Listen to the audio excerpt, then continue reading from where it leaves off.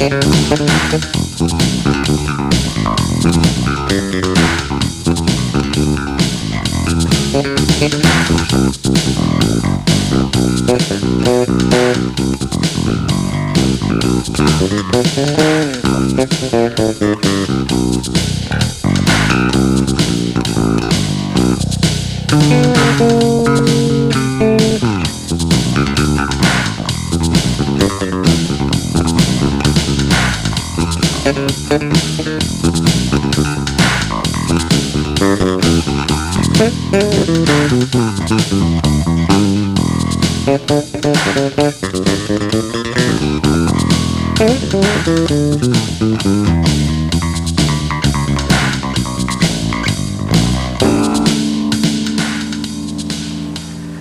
I'm Nathan East, and today we're going to go over fundamentals in bass playing.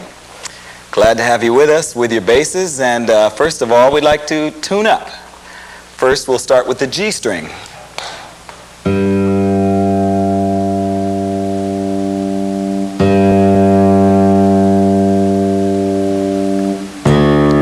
D string second.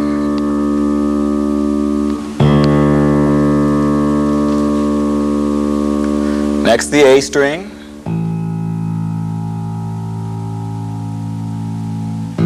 Tuning, very important. And the E string.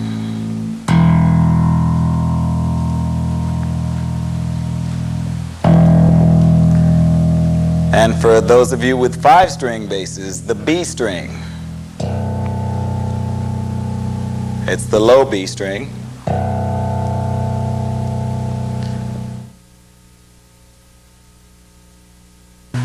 Okay, the bass guitar, my personal favorite instrument of all times. One of the best decisions I've ever made in my life was to learn how to play it, and as a result of that, I've been able to travel all around the world playing for different people and having a great time, as I'm sure you will.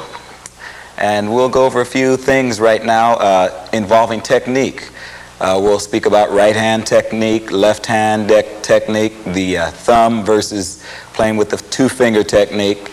And we'd like to take a look at the two-finger technique. This is something that I usually use, and there are a lot of exercises that I used to play to help me develop the two-finger technique. It's the two fingers, the first finger, and the second finger. And to do trills that eventually can have speeds.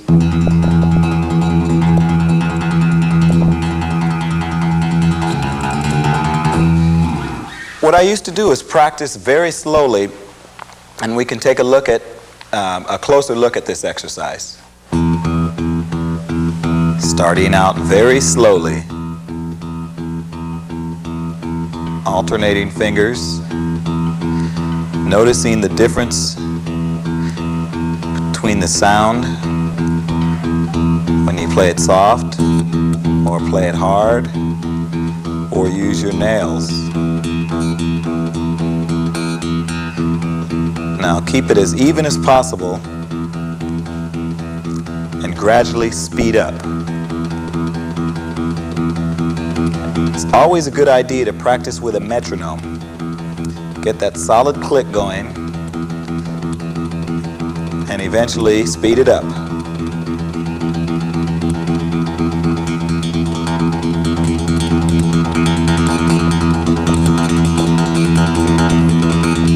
Notice the tone difference.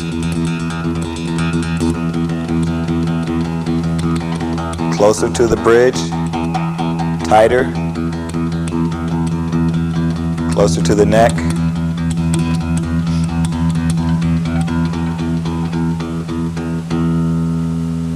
Okay, so far so good. That's basically pretty easy. And fingers are very important in tone placement. Wherever you put your fingers, that's going to have a lot to do with the tone of the note. And this is a very important thing depending on what music you're playing. So for instance, if you want a fatter tone, you would play closer to the neck of the bass, and it would sound bigger. Now as you get closer to the bridge, the tone gets thinner and more percussive. So you can hear it changes. So if you were playing jazz, for instance, a walking bass line,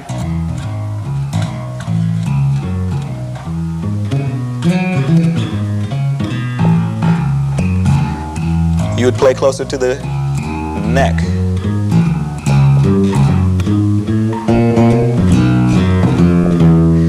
And then if you were playing a more percussive kind of sound, you'd play closer to the bridge.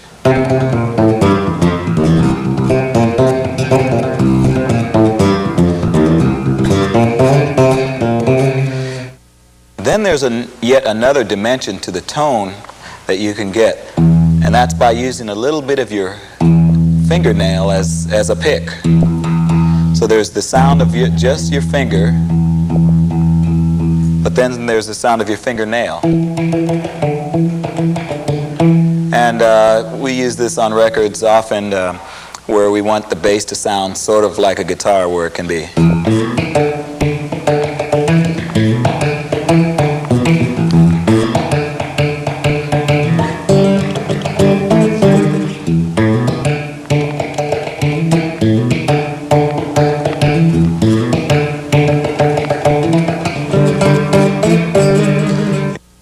That gives you sort of a pick effect with your fingers. Now there's a cross string groove that we can do that it's sort of like target practice where you're playing and jumping a string, playing the octaves, for instance. And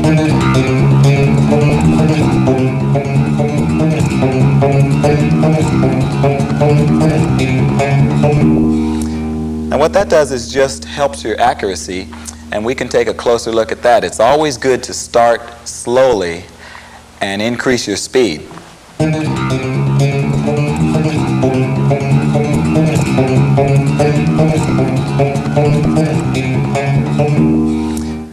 Now that was fun, wasn't it? And another exercise that you can practice that would make use of that is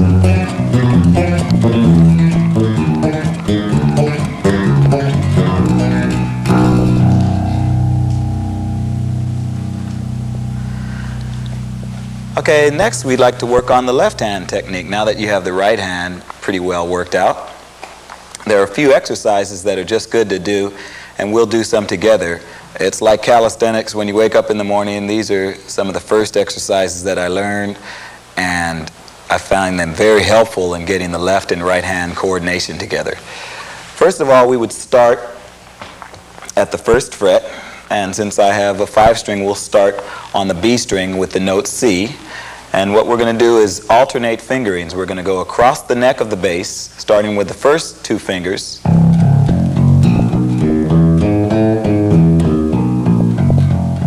And then the first and third fingers.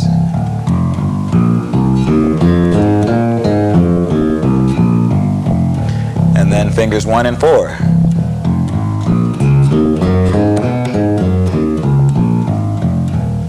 Then we'll change to fingers 2 and 3.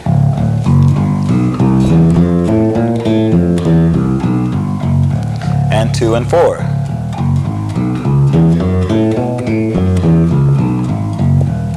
And then fingers 3 and 4, which are the most difficult, as you will find out. So the exercise sounds like this, and we should all do it together at first slowly and increase the speeds.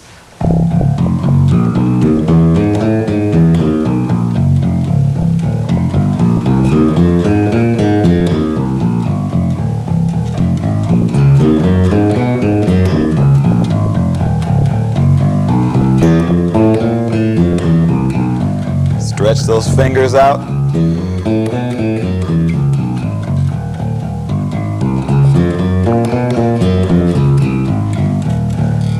Okay, Jane Fonda would be proud of you. Now we're going to do it a little faster.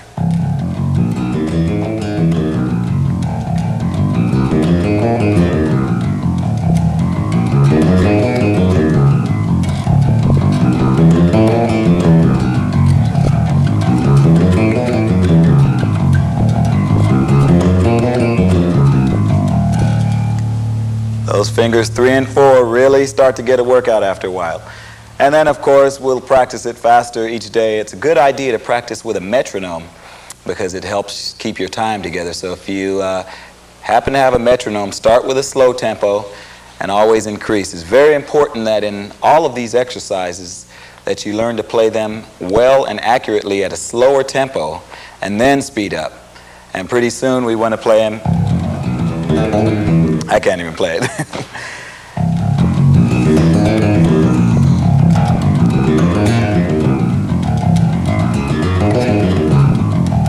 And so on. Another good exercise for the left hand technique, and of course shake your hands out in between if they get tired, is to start with the A flat note on the G string, and this is another combination of fingers exercises that stays on the same string.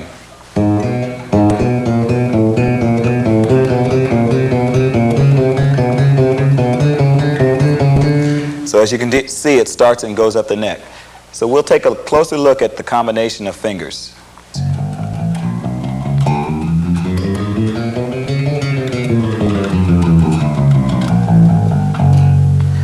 And of course, with this exercise, as all of them, we want to start out slowly and then speed it up.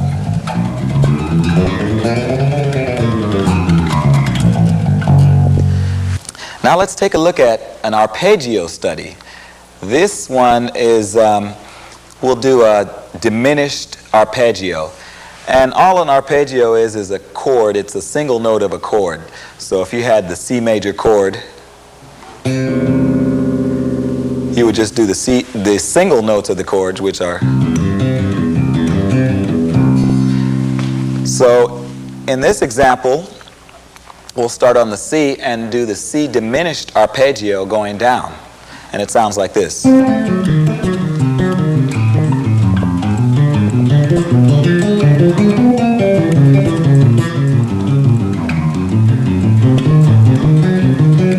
And so on. So we'll take a closer look at this exercise because I'd like you to learn how to play this evenly and get through all of the notes. So let's take a look at this one.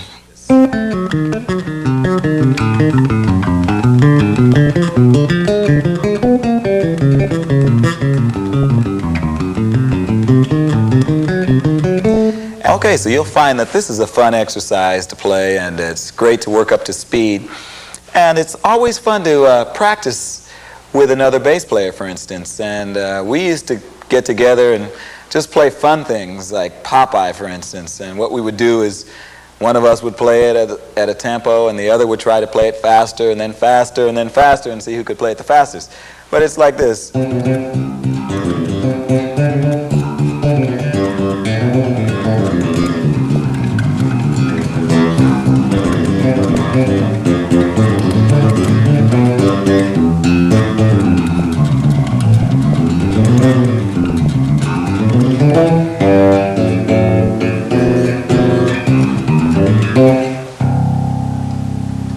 Okay, and then the other one would go.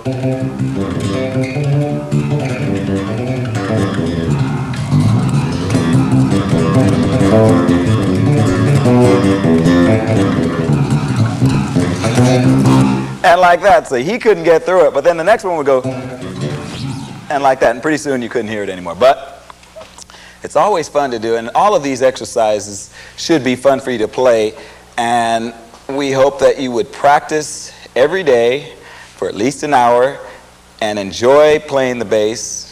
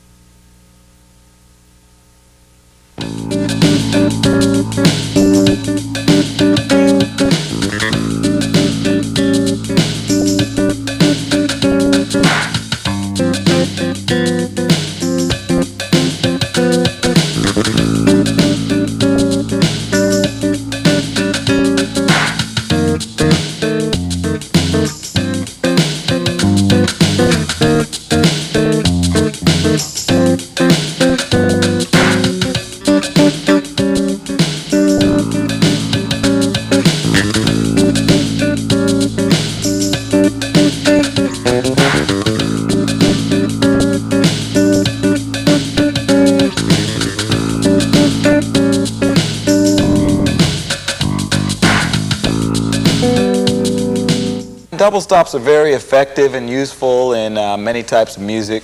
One of the masters of that I used to listen to of the double stops is Chuck Rainey, who you can hear his work on all the Steely Dan records and Quincy Jones old record, Aretha Franklin. The list is endless, but he used to have so many great double stops with taking advantage of playing chords or more than one note at a time on the bass. Now this is something you want to use your discretion with, because there are keyboard players playing the chords and guitar players are playing the chords, and you don't want to get in the way, and it can be muddy, especially when you play down in the lower registers. So you want to try to avoid playing chords down low, but of course up high it sounds good and it's effectively adding to the music. And many times in a ballad you'll want to use double stops. They come in handy. And the common intervals that are usually used on the bass, I find, are the third or the 10th. Now all the 10th is a third an octave higher. For instance, if you have the C scale, which is, then you have the 10th of that scale. Well, the third is, and the 10th, which would be 1, 2, 3, 4, 5, 6, 7, 8, 9, 10. So this is the root, which is the 1, and this is the 10th. So we make use of a lot of tenths, major and minor, on the bass. So you will often hear those. I usually use it on the open strings. So for instance, E, and then A, on the open D string, and on the G string. And it's like a cycle of fourths.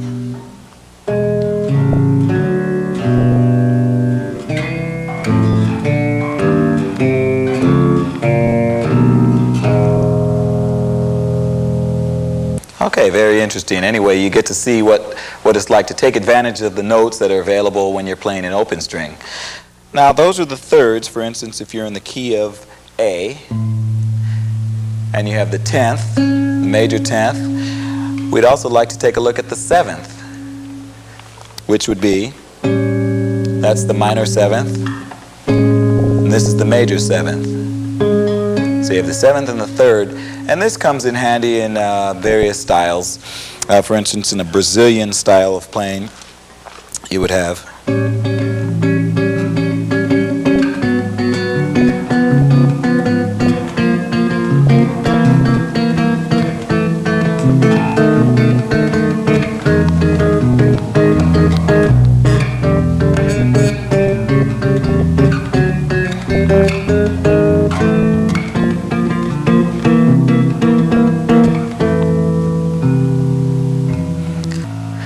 wasn't that special? Thirds and sevenths. We love those thirds and sevenths. Here's another groove that has thirds and sevenths, only in a little different vein. 1, 2, 3, 4.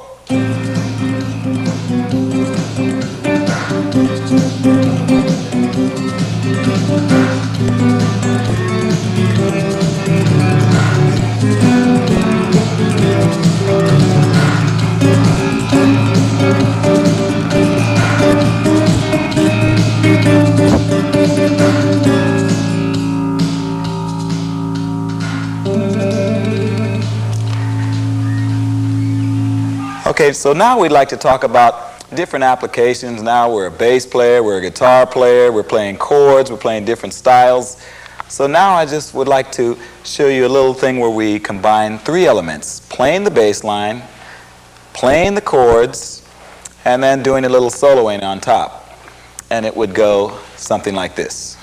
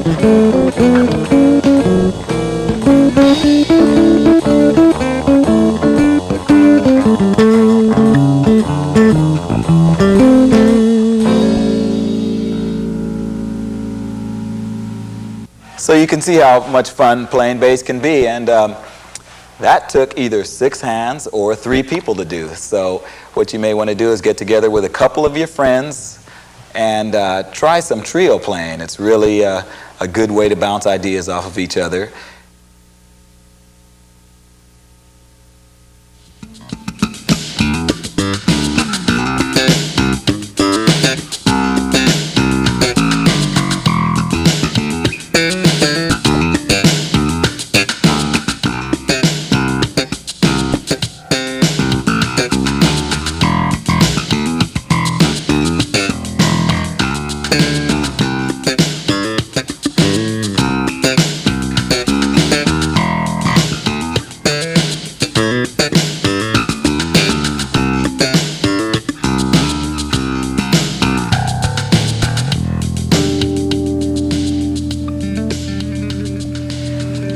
Okay, on this lesson we'd like to speak about playing with the drums or playing with the rhythm section.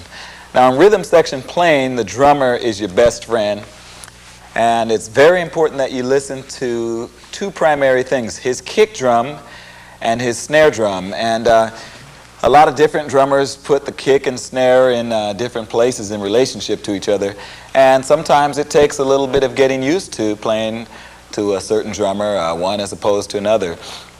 I've had experience playing with some of my favorite drummers, Phil Collins, for instance, who has a very interesting placement of all his grooves, Jeff Vaccaro, John Robinson, some of my favorite drummers who are almost like metronomes, but each one has a different place where they put the beat.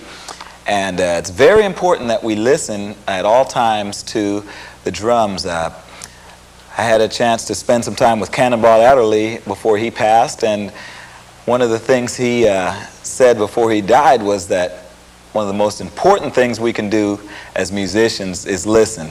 And with that, what we want to do is listen to the drums and just see what the pattern the drums are playing.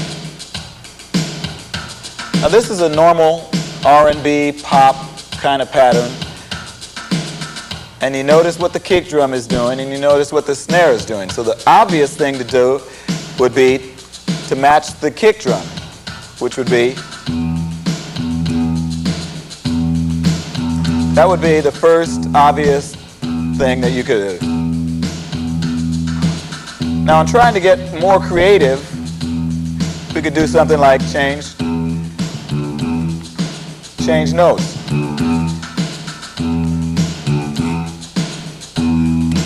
Now, note values have a lot to do with it as well. The short note, for instance,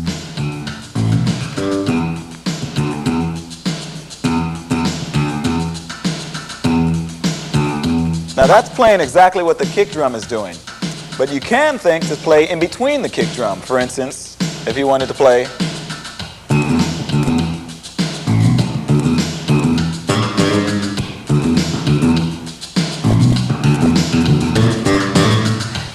now that's one approach. Another approach is to play a more guitaristic kind of part that would sound like this.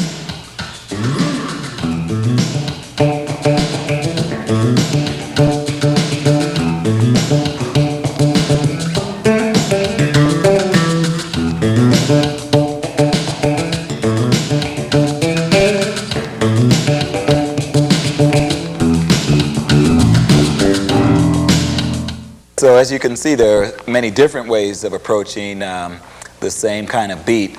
And also, I was playing with my fingers as opposed to popping. Now, many of us have great popping technique, and I find that some bass players tend to maybe overuse the popping thing just a little bit, so you might want to be careful not to walk around with your thumb stretched out, although there's some great grooves with that. Actually, in the beginning, when Larry Graham was around, he did it out of necessity because he was playing with his mother and there was no drummer, so he had to learn how to slap. But fortunately, now we have drum grooves, and it helps us in our slapping techniques.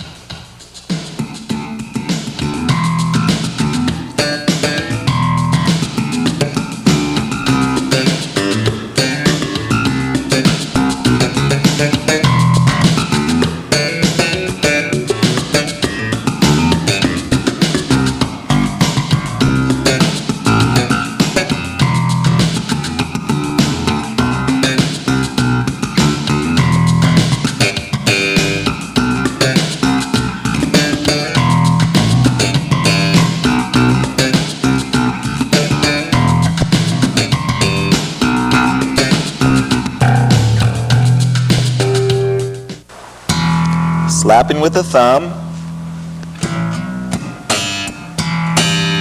pulling on the G string with the forefingers, a little hammering on the left hand,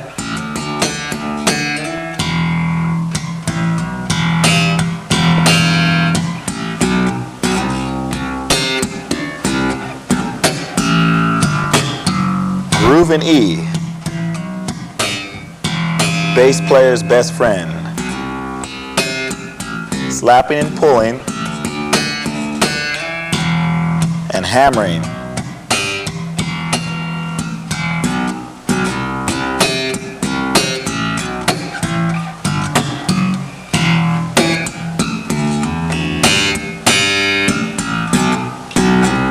Sliding.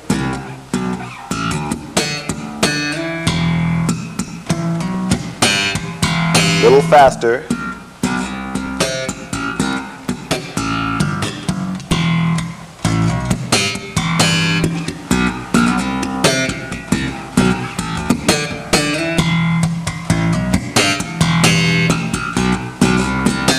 A little faster.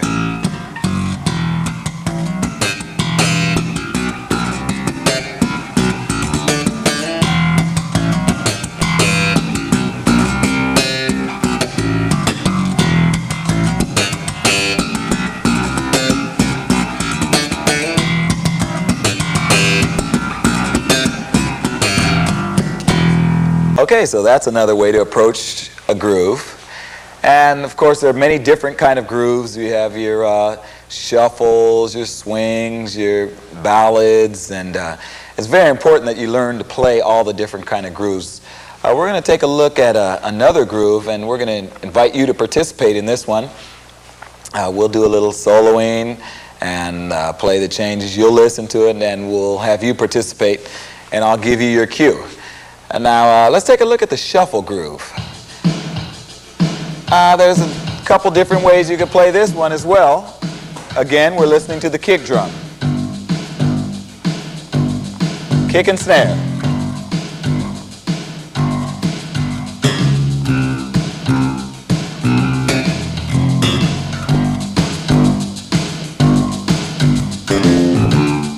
Regular blues changes. We can just add a little more.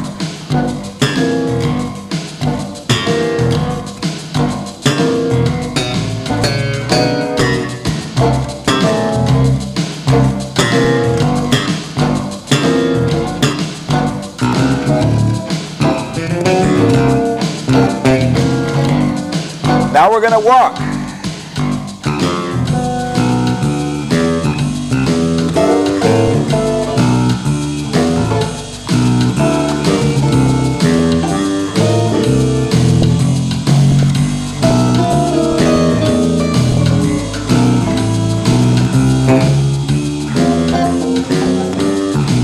Now we're going to accompany the guitar solo.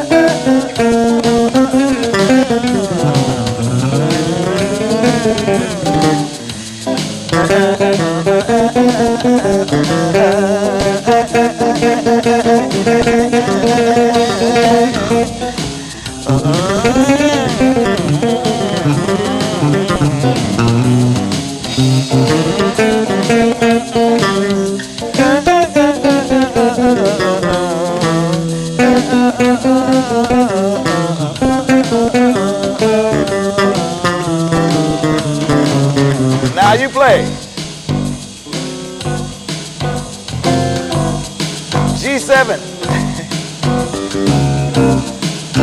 Go ahead. That's it.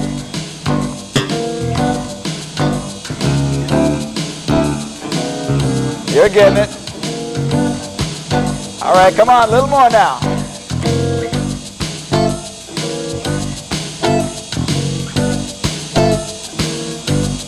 It's easy.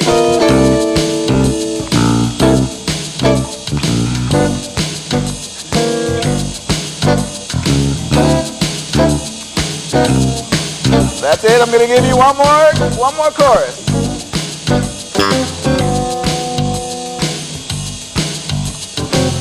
Go ahead.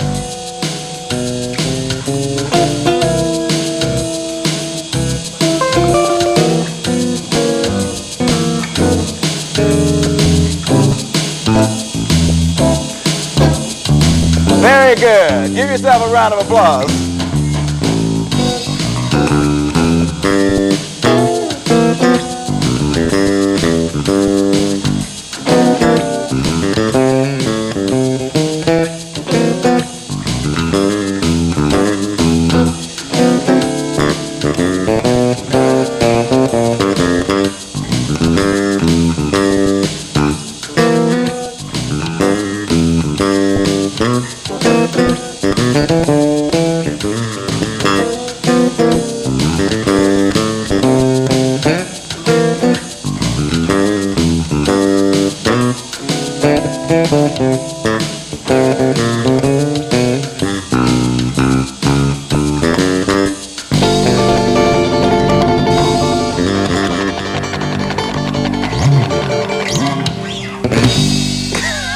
Okay, fantastic.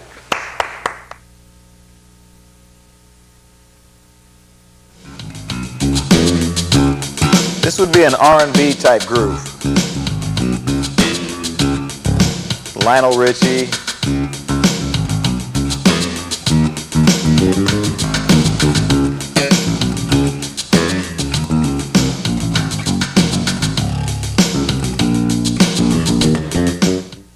Here's your basic up-tempo rock groove.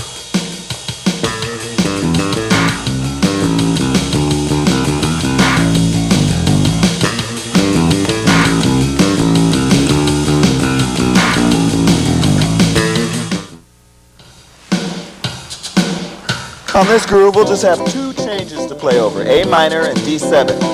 There's millions of things you can play over these, and this is just but one of them.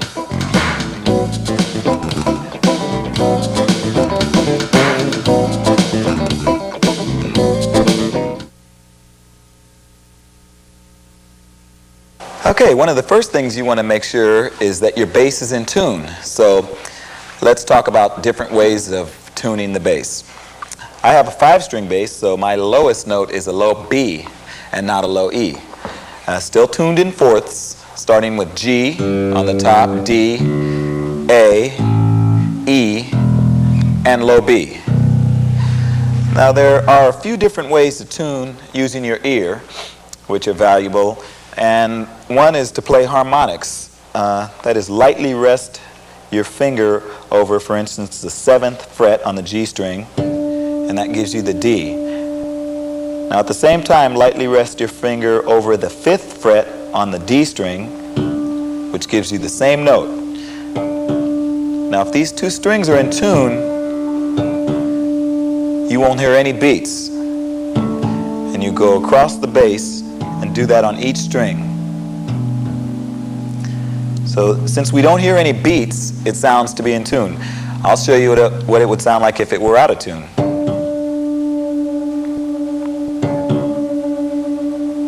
And you listen for the beats. So you would simply tune it until you don't hear any more beats.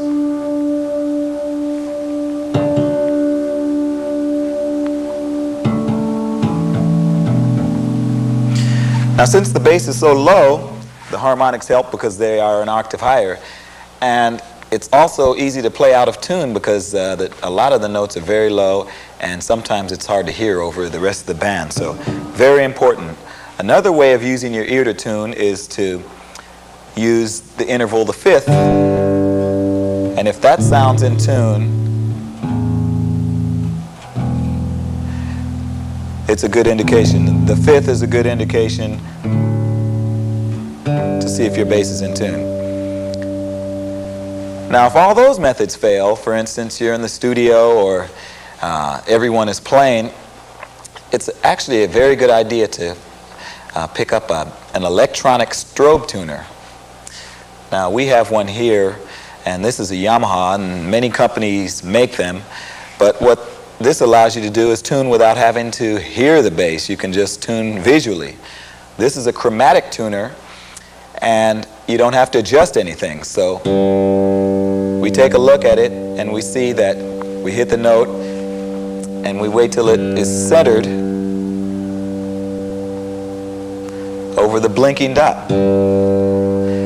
And it varies from tuner to tuner, and sometimes it wavers a little bit, but as long as it's just over the center, the bass is in tune. So you tune each note with the open string, and it's a good idea in the studio to have your tuner, for instance, coming out of the output of your amplifier or out of the output of your direct box, so that it stays in line and you can glance over it from time to time and make sure your notes are in tune. And another good thing to do is to, say for instance, play one note and make sure that one note is in tune across the bass. For instance, we'll play the E on the G string, E on the D string, E on the A string, and the low E on the E string, E on the B string.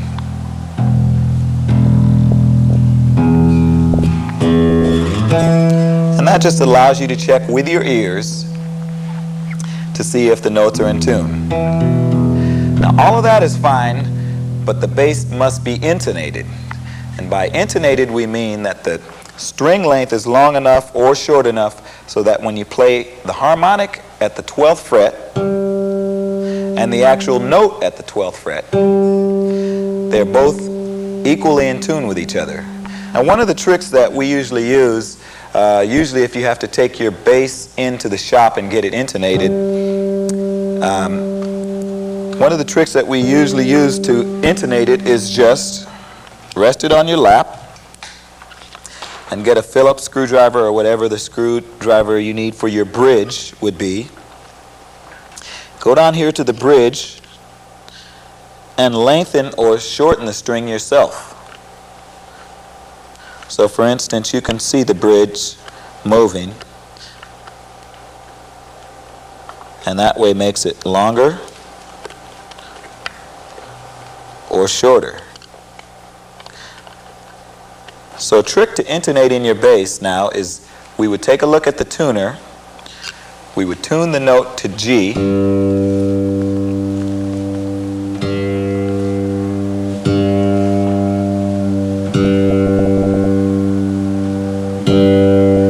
we would get the G centered on the tuner, then we'd play the harmonic, make sure that was centered.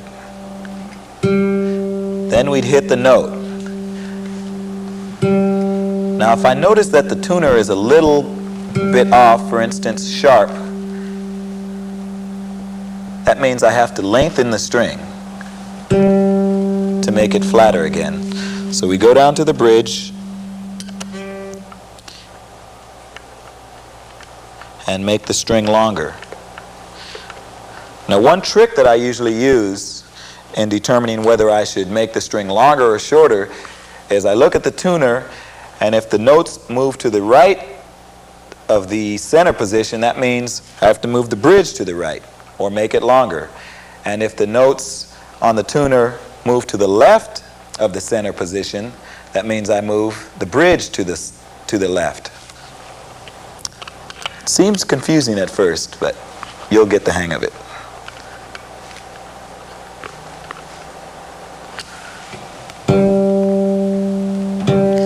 So now we look at our tuner.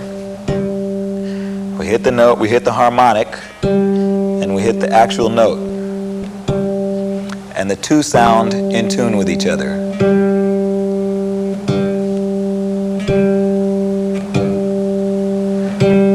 Now your bass is intonated, and all the notes will be in tune throughout the neck.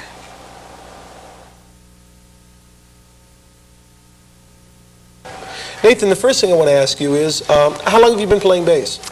I've been playing now for about 18 years. 18 years, yeah. What influenced you the most? Why play bass? Well, at the time I looked and it only had 4 strings on it, so that seemed easier than guitar. So, well, you got me fooled. There's 5 on the one you're playing. There's 5 at the moment. Bass? Well, I think it's evolved to 5 at the in this day and age. Mm-hmm. Give you that extra edge and get that. You have a low B below. Low B, yeah. So instead of tuning down all the time, I can play with the same type of tuning and have the low B. Now, do you play upright bass too? I do play upright bass as well. I studied that in college and high school, and played in symphony orchestras. Oh, so you do a lot of bowing technique and that too? Yes, I have. Not lately, though. No? Well, how did you get into actually playing electric bass? Did you play in bands, or what started it all off? I think the first electric bass I ever picked up was in church. Oh. And my brothers and I used to have a group that played for folk masses in the Catholic Church in San Diego, and they played guitar and I was kind of tagging along, and I saw a bass there and picked it up and fell in love with it immediately. Wow, that's great. How did you get into top 40 bands after that, or commercial bands? Yeah, from there I went on to play in school bands and the stage band, jazz ensemble, and then the garage bands. Well, speaking of jazz ensemble, did you get into reading music? I did. You mentioned the upright bass. And yes, actually my first instrument was cello, so I had to learn how to read. That was in junior high school, and when I got to high school, I discovered the bass and had to learn how to read for the jazz band and the different academic groups that I was in. Yeah, so I guess that's helped you a lot in studio work, where you can apply that reading. Absolutely, absolutely. It's a must for any kind of studio work where you're not in a band and don't already know the song before you go in. Instead of just playing grooves and things that you already know. Right. In fact, speaking of that, when you got into playing bands, I mean, what were the most memorable bass lines and the most influential people in your life as far as bass players were concerned? Well, when I started, one of the first bass lines I learned was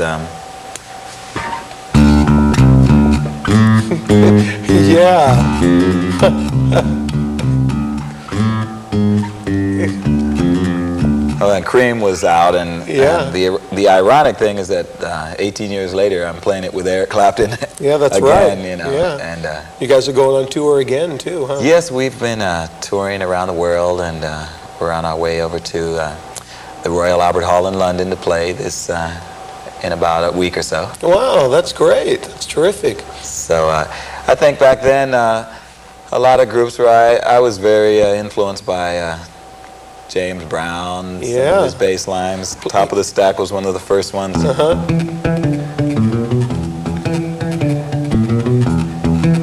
Yeah. And a lot of the Motown grooves. What kind of things? Yeah.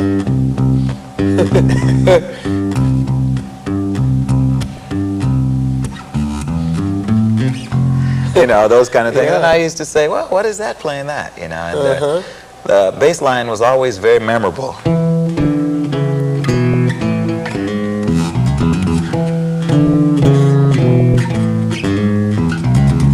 You know, and the list goes on and on. So Yeah. What about like funk and things like that? Is there anything they're real? I listen to, well, there are a lot of funk groups out, Kool and the Gang, Earth, Wind and Fire was one of my favorites, Verdine White, one of my Tower favorite Power, bands. Tower Power, their bass line.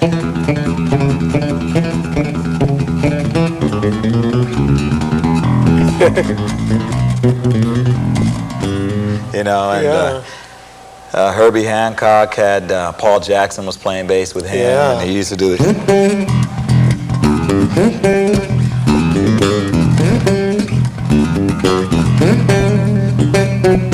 You know, he was one of the first founders of the Trills. Yeah.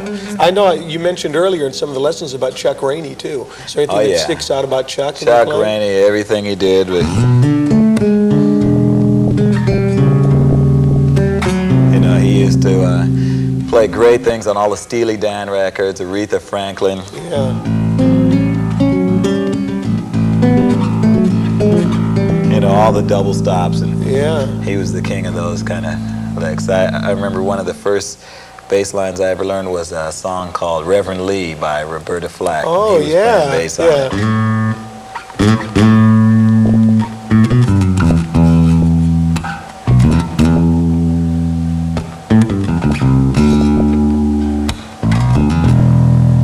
Hope he's not watching. Yeah.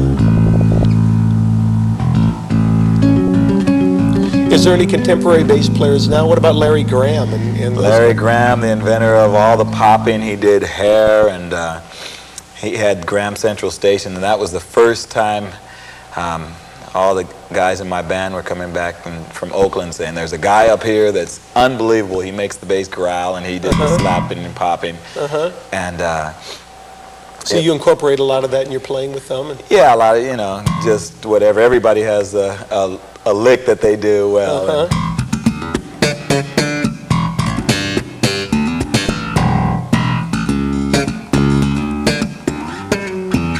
You know, whatever. And he was a big influence on bass players. Very big influence. Paul McCartney was a big influence.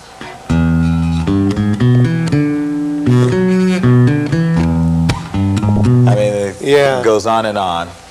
And I think just in the beginning, bass lines seem to be a big part of a lot of records. I mean, they still are. If you can identify a record by the bass line, for instance, name that tune. Exactly. Yeah. Yeah. One of my favorite lines. Stand by me. Yeah, it's like a... Well, I think the bass line contributes and gives that hook to the song, like you said. Yeah. Well, so you obviously have a lot of band experience. You've learned a lot of tunes. You played. Where did you take it from there? How did you actually get into the studios in Los Angeles? A lot of people call and ask me, how do you break into the studio? There's two ways. Okay. One is with a crowbar. Okay, you break. Skaboosh. And one is through a lot of hard work, practice, and connections. One of the first things I did was, because I was very intrigued by studio, you know, and perfect kind of setting and having your instrument recorded in under perfect conditions. And what you do is find someone in your town or who's doing a lot of studio work and kind of get under their wing and say, So hey, like a sponsor then. exactly. Yeah. And I did just that with one of my friends in San Diego where I was raised. Yeah. And just call up and said, listen, I play bass and I'm kind of interested in breaking into this studio situation. And so you go and watch a couple times, see how they do it. It's a pretty valuable experience. You've got a pretty extensive rig too, as far as your equipment and your rack and everything, huh? Yes, I actually been working on a sound and rig for a long time, ever since playing the club days, and always trying to improve the quality of pickups and amplification. And now fortunate enough to be endorsed Yamaha equipment. I noticed this bass right here. Tell us a little bit about this. It's got your name on it, and it's got, Well, looks like a real, it's got a great sound. A bass, thank you. This is a bass that they made especially for me and from Japan. And it's, you know, a special 5-string active bass with a, I think, a very comfortable string spacing, very nice sound. And they provide me with all of my strings, basses, amplification, and tuners, just about anything that I need. Anything in the world, yeah. So it really helps to you know, belong to a company that is so powerful. Well, they've got such a big reputation. Their instruments are so high quality. I mean, they can take a lot of abuse, especially throwing them in anvil cases and shipping them all over the world all the time. Yeah, yeah. And I'm very happy with the Yamaha basses. Well, besides that, when you got, as far as auditioning, because you played with a lot of stars too, how did you end up at that point where you were going on the road with big stars? And what were some of the auditions like, and what would you recommend to players that are trying to get out there?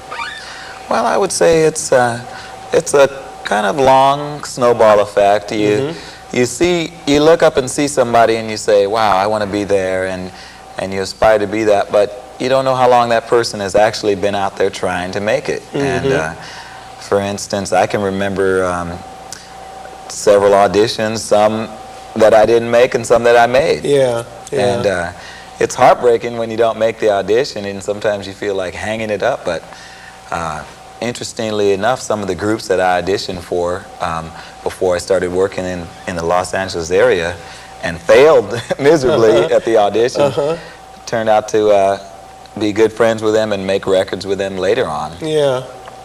I don't think my playing really changed any, but the things you have to know about an audition is that the circumstances usually are kind of tricky, but sometimes that's the only way to go about it. What would you say the difference is working with different types of leaders, like, say, if you're on the road with Eric Clapton opposed to working with Quincy Jones? Or Well, I would say most of the more successful people that I've worked with have been really great guys to work with. And for instance, working with Al Jarreau, I would play certain things that weren't on the record, and he really loved that, you know. And he liked something different, whereas other artists, they wanted exactly like the record.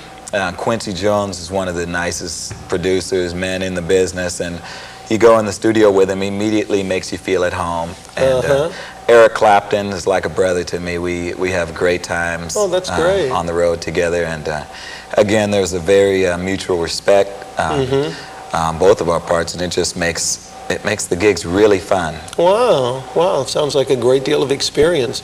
What is, getting down to the specifics, what do you actually practice in the early stages of your playing? Did you have certain, we discussed earlier in the lessons about technique, certain things, with there's a certain number of hours of day you practiced, or did you work with records, or what did you do?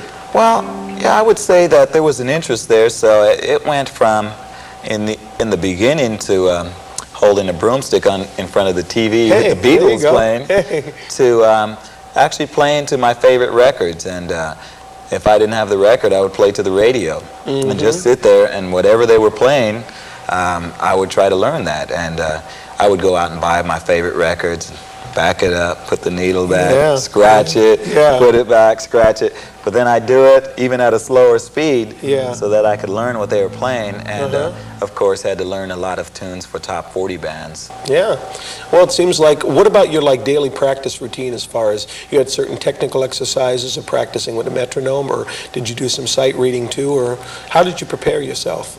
Well, I was fortunate enough to be involved in a lot of school bands, stage band, and actually even marching band, and things that forced me to play and read every day. So it was a built-in kind of practice schedule, because there was music that I had to take home and learn. And then at the same time involved in high school bands, garage bands, playing Santana songs and top 40. So it was a combination of reading during the day and then going home and practicing with the radio and records. Well, where do you see yourself a year from now?